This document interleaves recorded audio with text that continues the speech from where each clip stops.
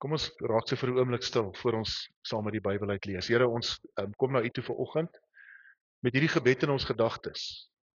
Soos 'n tuinier wat met breinvingers op haar knieë of op sy knieë beddingkies skoonmaak, saadjies saai en stokkies insit sodat tomatieplantjies kan groei. Die winter se blare, die herfsblare weghark, dit mooi skoonmaak, water gee, versorg. Is ons gebed vanoggend ook dat hierdie teks wat ons lees, dat dit op 'n manier in ons lewe ons hart sal vashou. Heilige Gees, ons is nie hier om na iemand te luister wat iets voorberei het nie. Here, ek is ook nie hier om na myself te luister nie. Ek is hier om gehoorsaam die woorde wat U vir my gegee het te deel en self in die eerste bank te sit van hierdie kerkgebou. En ook daarna te luister sodat Here U deur my eie hart dit wat die boodskap is vir ons gemeente kan laat gaan. En dis my gebed vir elkeen van ons. Ek bid dit in Jesus se naam. Amen. So Romeine 5 vers 1 tot 5 is die skrifgedeelte vandag. Ek herinner jou sommer net, ons is in die koninkrykstyd in die kerkjaar. Ons is deur lydingstyd, ons is deur Paasfees, ons is deur die voorbereiding vir Pinkster, Hemelvaart, Pinkster, en na Pinkster is dit koninkrykstyd. Wat op 'n manier spit en groeityd is. In hierdie tyd is die teks waarmee ons besig is, teks wat in ons hart rondkrap en vir ons help om te groei in die Here. Kom ons lees dalk net eers die woorde van die teks net saam. Kom ek gee gou net 'n kort advertensiebreek. Tot nou toe in Romeine 1, 2 en 3 het Paulus uitstekend en erns ingewikkeld verduidelik dat ons gered is uit genade, dat God ons regverdig verklaar, dat hy vir ons nuut maak, dat dit nie op grond is van wat ons doen nie, dat ons dit nie kan verdien nie, dat ons nie daarvoor kan betaal nie, en dat God dit vir ons gee. En nou begin hy in hoofstuk 5 met soort van 'n opsomming en 'n nuwe begin. Nou sê hy, God het ons dan nou vrygespreek omdat ons glo. Dis sy konklusie. Omdat ek my lewe aan die Here oorgee, spreek hy my vry. God het ons vrygespreek omdat ons glo. Daarom is daar nou vrede tussen ons en God, deur ons Here Jesus Christus. Deur hom het ons in die geloof ook die vrye toegang verkry tot hierdie genade waarin ons nou vas staan. En ons verheug ons ook in die hoop op die heerlikheid wat God vir ons bestem het. So, kom ons gaan net gou weer saam met my deur daai teks. Daar's 'n klompie sleutelwoorde. Vrygespreek, wat ons glo, tweede een, vrede tussen ons en God. Daarom het ons in die geloof vrye toegang in die genade. Ons verheug ons in die hoop, sleutelwoorde, vir die heerlikheid wat God. Nou sê hy in vers 3, dit is egter nie al nie. So daai is dis soos 'n skarnier. Naas Botha het altyd gesê, but on the other hand, daai julle? Behalwe at the end of the day. But on the other hand, dis is egter nie al nie. Ons verheug, dieselfde woord as wat hy gebruik het in die vorige vers. Ons verheug ons in die hoop, nou ons verheug ons ook in die swaar kry. Daar's 'n belangrike woord, want ons weet swaar kry kweek, daar's 'n tuinwoord. Kweek egtheid van geloof, egtheid van geloof kweek hoop, en die hoop beskaam nie, want God het sy liefde in ons harte uitgestort deur die Heilige Gees wat hy aan ons gegee het. Ons verheug ons in die hoop, verheug ons in die swaar kry, en in die swaar kry is daar goed wat ons weet. Volharding maak egtheid van geloof, maak hoop, en die hoop is verseker, want God het sy liefde in ons hart uitgestort. So dis omtrent 4 of 5 woorde, en 4 of 5 woorde.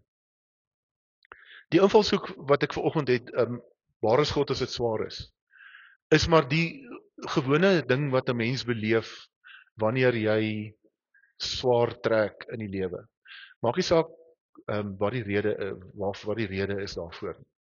En ons in Suid-Afrika, ons in Clarence, daar waar jy vandaan kom in Randburg, daar's genoeg goed wat jou ontstel en jou ontstig. Maar die woord wat hier gebruik word vir swaar kry is nie net goed vir my ontstel nie. Dis in Engels is dit tribulations. Dit is lyding. Nou, een van die voorregte van 'n predikant is dat jy by mense inhak wanneer dit swaar gaan. In kanker, in wanneer hulle regtig oud word en nie regtig meer iets anders kan doen as om by die venster uit te kyk nie. Wanneer hulle die swaar diagnose kry van een of ander langtermyn probleem wat ontwikkel, wanneer die oes vir die derde keer misluk en ons moet begin praat oor bly ons op die plaas, loop ons, wanneer my kar wat ek nou net gekoop het afbrand. Jy kan deur jou lewe blaai en die tye van swaar kry, daai tribulations gaan vir jou duidelik wees. Tye waarin jy nie 'n pad vorentoe gesien het en dit hou aan. Daai woord is 'n woord wat sê nou en aanhoudend. Met van ons mense wat op ons gebedslys is, as ek saam met hulle tyd spandeer, van hulle worstel al 'n jaar of meer en selfs langer met 'n spesifieke probleem. Dan gaan ons deur daai ervaring. Waar is God nou dat dit swaar is? Dit was nogal right gewees op 3 maande. Op 6 maande het ek moed geskep. Maar op 7,5 maande het ek begin twyfel in my geloof. Het ek begin dink, waarvoor bid ek en hoekom doen ek wat ek doen en vriende, as jy nog nie so ervaring gehad het in jou lewe nie. Hulle sê altyd vir my met die fietsryery, as jy kry 2 soorte bergfietsryers. Jy kry die wat al geval het en die wat nog nie geval het nie. En dis al 2 wat jy kry. En die lewe is dieselfde. Ek sit gisteroggend in 'n gesprek met een van my rugby seuns wat Johannesburg toe is om te gaan werk. Tussen die vriende die klits kwyt geraak het, begin drink het, uiteindelik sy werk verloor het, 5 weke rondgedwaal het en toe sy ma gebel het. Hy is nou 21. Sy ma gesê hy is skaam om huis toe te kom, hy het die familie in die skande gesteek. Sy ma het gesê kom net huis toe. Toe bel hy my, coach, kan ek kom praat? En Paleo sit by my en hy sê hy weet nie wat nou nie. Dis die einde. Hy het almal teleurgestel. Sy mense. Ek sê vir hom, jy is baie bevoorreg, ek preek môre daaroor. Dis nie die einde nie. Dis net swaar kry. Waar is God? Nou wat Paulus doen in Romeine 5, is hy sê vir ons waar is God. Op sy manier, met 'n klomp verskillende goed wat hy aandag gaan gee, sê hy dit. Kan my daai volgende skyfie trek asseblief, Marlene. So in vers 1 en 2 is die 2 woorde wat ter sprake is vrede, vryspraak en genade. Vrygespreek omdat ons glo daar is vrede tussen ons en God. Ons het vrye toegang verkry tot die genade. En ons verheug ons in die hoop waarvoor ons bestem is. Hierdie woord vrygespreek, dis hoekom ek die regter daarop het. Christo, ek hoop nie ek gee vir jou angsaanvalle nie. Dis 'n regswoord wat daar gebruik word. En ek was nog nie, ek was een keer in die hof vir die kar aan die verkeerde kant van die pad stop en ek het hof toe gegaan om my saak te gaan verdedig.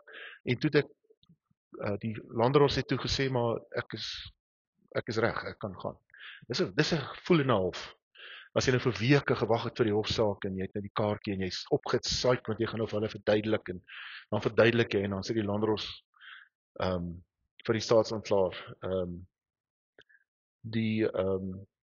wat jy nou eintlik moet doen is jy moet hierdie saak skrap en iemand anders aankla daarvoor, maar as ek jy is sou ek dit nie gedoen het nie. Die mooi leiding wat die landros vir die staatsaanklaer gee en ek besef wie wil hulle aankla en ek sê toe ek uitstap, dis daai woord van 'n swaard oor my kop hang en 'n uitspraak wat gemaak ek is vrygespreek, dis afgeskryf, ek is regverdig verklaar. Dis 'n wettige uitspraak van God. Ek het laasweek gesê ek het in 'n gesprek gesit saam met 'n groep mans wat gesukkel het daarmee. Wat gesê het nee maar dis maar moeilik want môre Sondag ek weer en dan is ek weer in die moeilikheid. Jy kom nie in die moeilikheid nie. Jy kom nie in die moeilikheid nie. Dis die uitspraak is gelewer. Jy's vrygespreek in Christus. Die werk is betaal. So ek wil hê jy moet dit vir 'n oomblik net by jou vat. Moenie 'n maar insit nie. Moenie terugkyk na jou verlede en sê maar. Moenie vorentoe kyk en sê maar ek weet hoe ek is, ek gaan weer. Daar's nie 'n maar nie. Maar die teks sê daar's nou vrede tussen ons en God. En dis nie vrede, algemene vrede nie. Die vrede wat ons in Filippense kry. Dis vrede wat in Christus na jou toe kom. Wat beteken die verhouding is oop. Daar is nie meer vyandskap nie.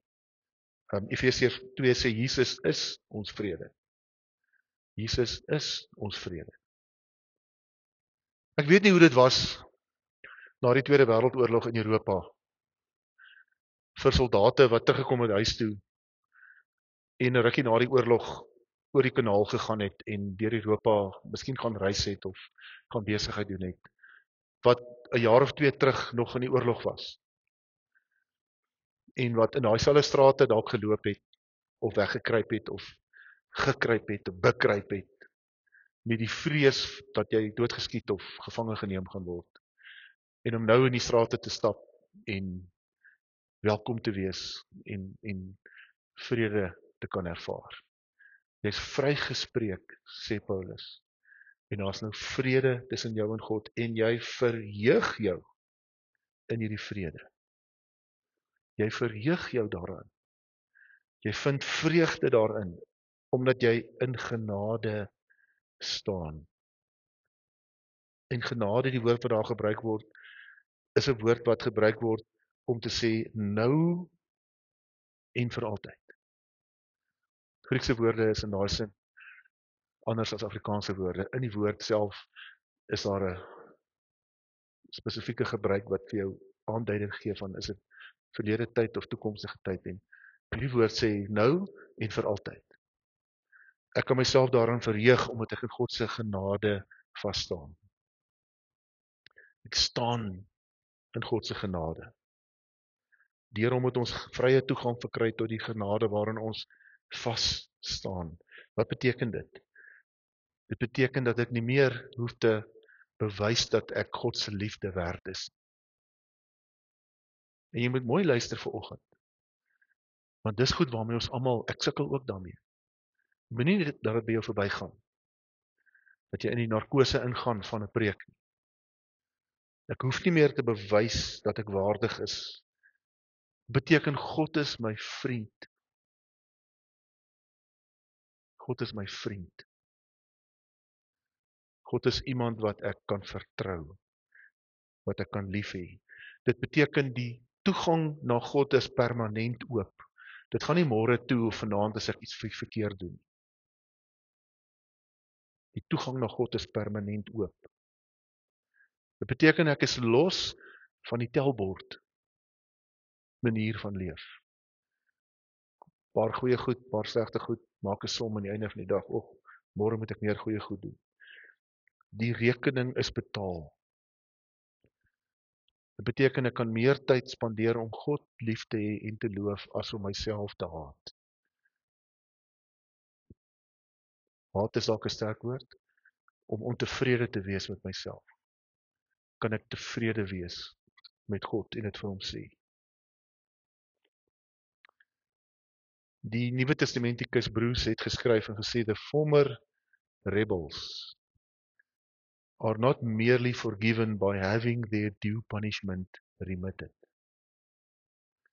They are brought into a place of high favor with God. This grace in which we stand. Genade beteken nie dat ek straf vrygespring het nie. Genade beteken dat ek iets gekry het wat ek nie verdien het nie. Ek kom skuldig in en ek gaan uit. Nie net sonder straf nie, ek gaan uit met iets wat ek nie verdien het nie. en jy wil heeltyd 'n maar insit, ek weet jy wil, want ek doen dit, kan dit wees dat dit is wat Paulus sê. Dit is belangrik, as jy wil deur swaar tye gaan, is hierdie goed belangrik om te verstaan, dat God vir jou vashou. Milna het sulke mooi liedere gekies vanoggend, wat vir ons help om te sê,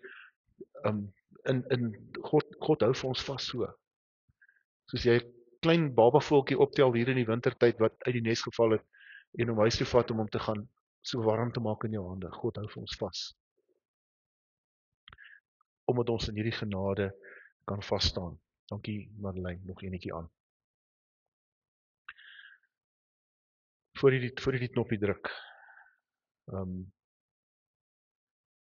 Sleutelwoorde, vrye toegang, verheug, vrede, staan in geloof.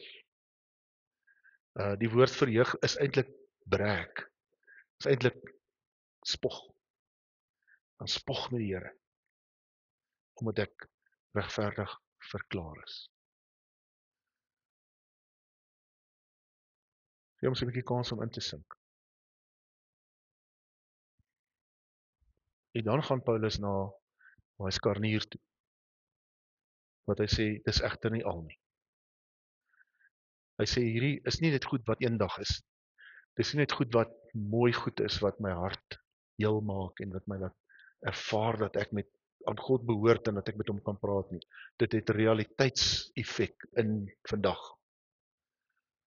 En dan sê hy, ons verheug ons ook in die swaar kry. Want ons weet swaar kry kweek volharding. Ek is nog nie by in my verhouding met Jesus, daarby dat ek myself kan verheug in die swaar kry, wanneer die swaar kry begin nie. Ek sukkel nog daarmee. Ek gaan nog na die Here, waar is U toe? Hoekom nou? Wat het ek gedoen? Ek is maar nog daar, ek sukkel. Ek kom al iets daarvan as ek saam met die Here stap. Swaar kry, kweek, volharding. Nou, jy kan daai volgende prentjie opsit. Hierdie is 'n videoetjie, wat ek net die video se klank aansit. Seker een van die mooiste voorbeelde vir my van volharding, wat ek nou al raak geloop het, waar hy is aan. Dis 'n roetemars in die Amerikaanse weermag, en dis 'n kaptein, 'n vroue kaptein, wat saam met die mans aan hierdie roetemars deelgeneem het. Ek weet nie hoeveel myl was dit nie, vol kiet. Ek hoop nie ek gee vir die manne wat in die weermag was nou post-trauma ervarings nie.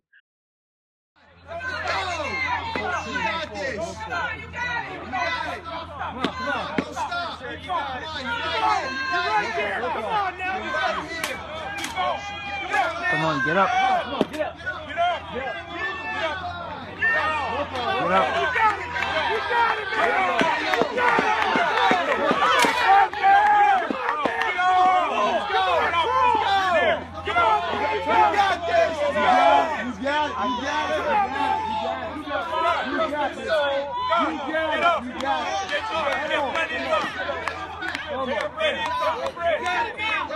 You got it, man. Come on, you got it. Come on, man. You got it.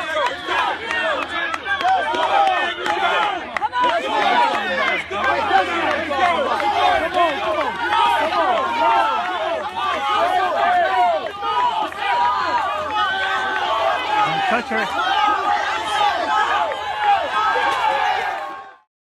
Swaar kry, kweek, volharding.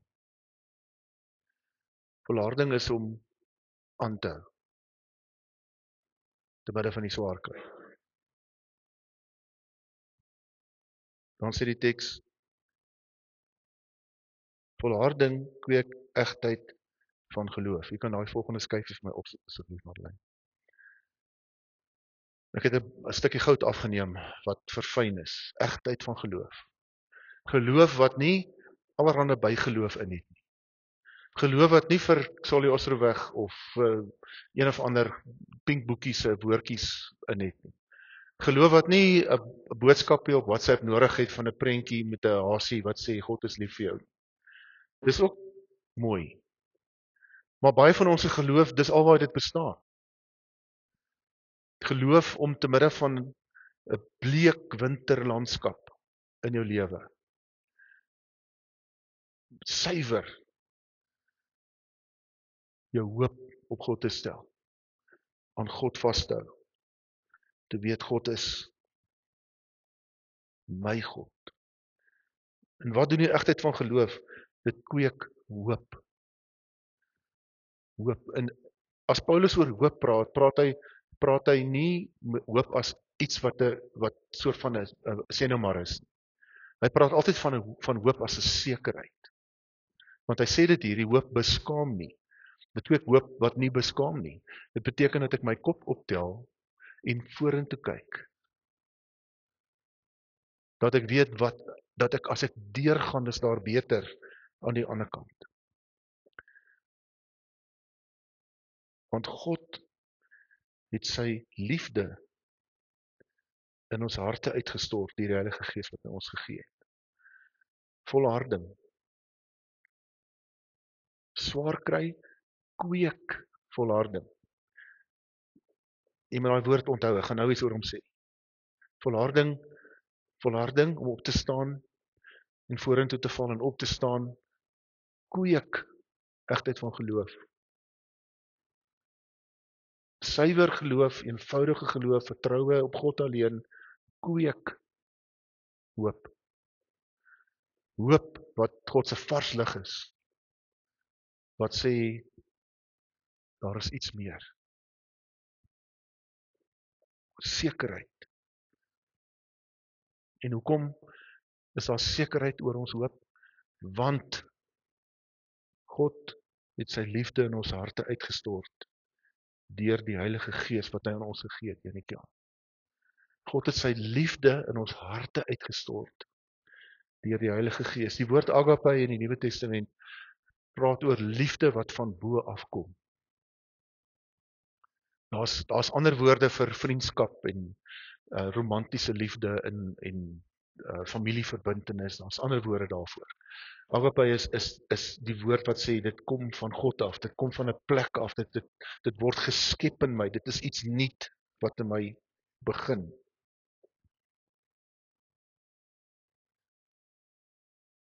As ek verstaan dat ek vrygespreek is, dat ek in die genade vas staan, dat ek aan God behoort en dat ek vrye toegang tot God het, as ek dit begryp en dit vir myself neem,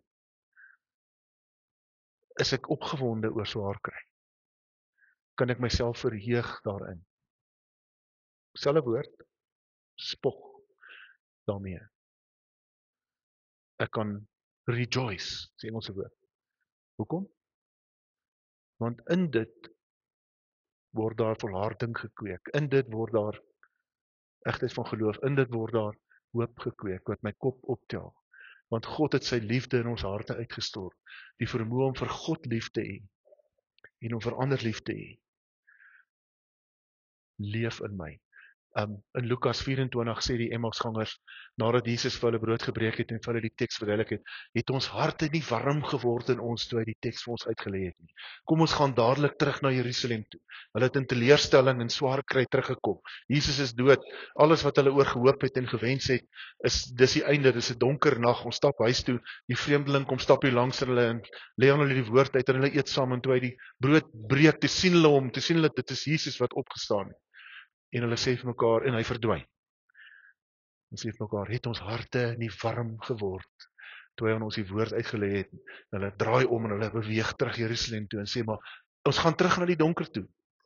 Ons gaan terug na, daar's vervolging daar, daar's moeilikheid, maar daar's ander mense wat dit ook weet. Jesus wil ons harte warm maak, wanneer dit swaar is.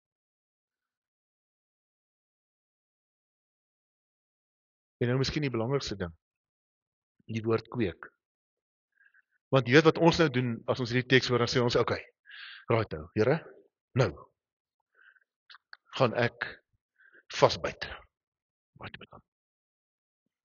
En dan, as ek vasbyt, wil ek egtheid van geloof ontwikkel, gaan ek die Bybel 3 keer 'n dag deurlees, en die hele tyd werk, en dan gaan ek begin ook, jy weet mos dis in ons koppe werk. Wat hierdie teks sê, is God het sy liefde in ons harte uitgestort deur sy Gees, sodat dit gekweek word.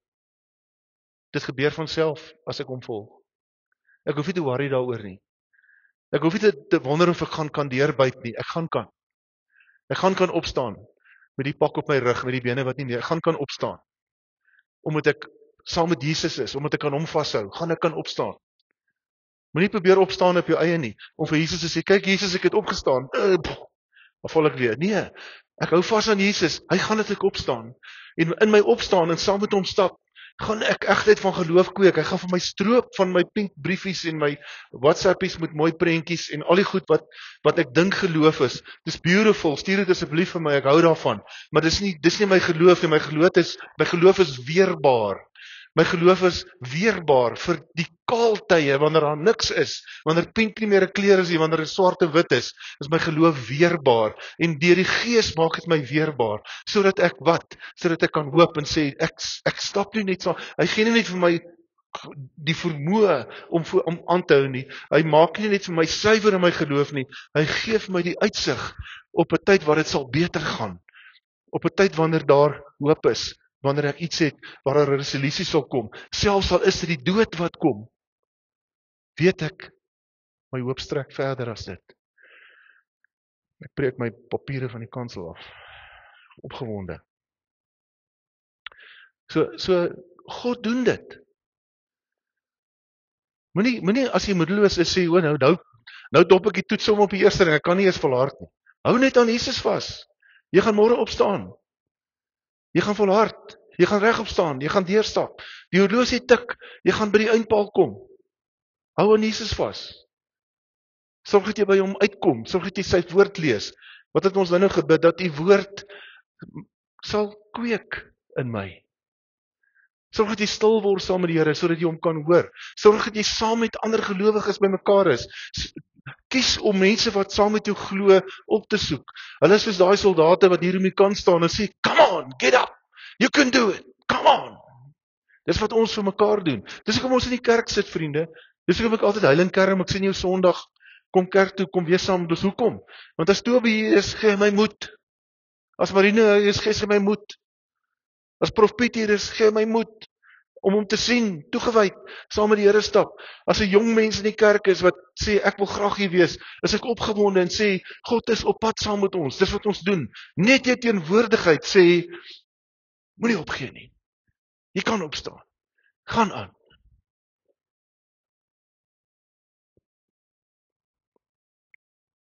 Die getuienis dat God in ons besig is sy Gees wat hy vir ons gegee het, waarmee hy sy liefde in ons hart uitstort. So mag ek en jy in die swaar tye, waarop jy nie gaan uitmis nie. Twee soorte mense, die wat swaar gekry het al, en die wat nog gaan swaar kry. Nie liggies nie, swaar. Wanhoop swaar, depressie swaar. Mag ons as daai vrou soek na die Here en ontdek, hy is hier. Hy is nie weg nie. Hy is hier. Ons kan aan hom vashou. Ons hoef nie iets te doen nie, of iets te betaal nie. Ons kan aan hom vashou. En hy laat ons opstaan. Kry daai prentjie in jou kop van daai vrou wat met haar geweer op die grond druk, met die 60 kg op haar rug en opstaan. En in dit kom die egtheid van geloof. En in dit kom die hoop. Amen. Here, ons is so dankbaar vir hierdie teks. Dankbaar vir Paulus wat eers alle Christene wou doodmaak wat vir hom kom en Here wat U omgedraai het en wat op die ou ende die Vader geword het van almal wat in Jesus glo. Saam met soveel ander wat gelei het en gesterf het omdat hulle weet dat om nie te glo waar is. Ek dink aan die ander apostels, Paulus ook wat onderste bo gekruisig is, wat met sware dood gesteek is, wat verbrand is, wat ook al. Ek dink aan soveel Christene in die eerste eeu wat in die straat gestop is en gesê is, jy moet Jesus verloon en jy moet Christus afskryf en jy moet sê dat jy in die keiser glo en dan sê nee, ons glo in Jesus want ons weet is waar. Mag ons, Here, hierdie vaste grond onder ons voete hê om iets daarvan te beleef.